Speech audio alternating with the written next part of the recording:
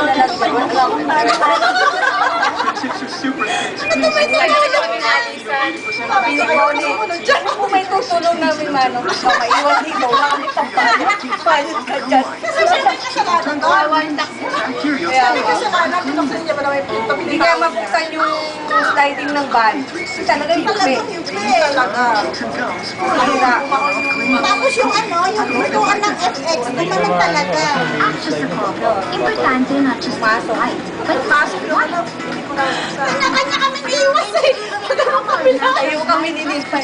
Di ba tinaman? Hindi na ako lalapit. Hindi ko lalapit eh. Kaya nagpasalamat yung pinatahan yung kamay niya.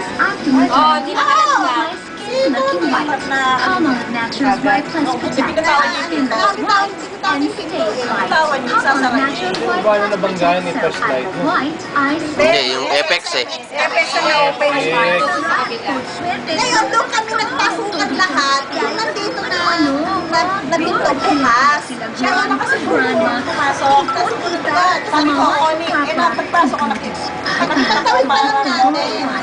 Oo, sabi ko, Connie, pagkasama kayo ka. Sabi ko, pinto ko Turuan naman eh. naglagkas. Kasi si Janet eh. Sinaray niya nga. Sinaman niya nga, binuksan niya, hindi niya nakita na nabitawan niya yung pinto. Nabitawan niya. Bitawan niya yung pinto. Ipababa yun eh. Managin sa Hindi rin napansin mo pagdating na ano pa. ang bukas ng Efex. Kalagsak siya ng sasakyan. Eh nung, maapila pa sa driver nung ng van. Sabi niya, sir, ano yung ba dati? Sabi, napahiya siya dun sa driver ng van. Ay, hindi o, wala kayong pakialam, pasahero lang kayo. Gusto ko yung driver. Sabi niya, wala kayong kasalanan. Kawawa yung driver. Nakawa ako kasama. Tapos hinirin pa ang Connie, sabi niya, hindi po, kasi po, hindi, ayaw ko nakausap, hindi ko ikaw ang driver. Ang Connie, pwede ba makalit ka na yan?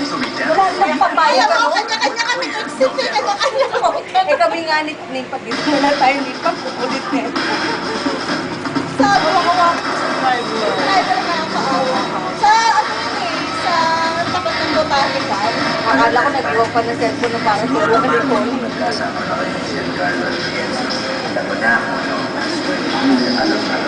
Apila pa eh.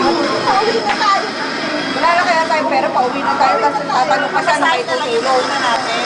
Mapasahe Yung na nga lang. lang ako sabi ko, Connie, mais ka na bang tayo na nagpupera ko dito.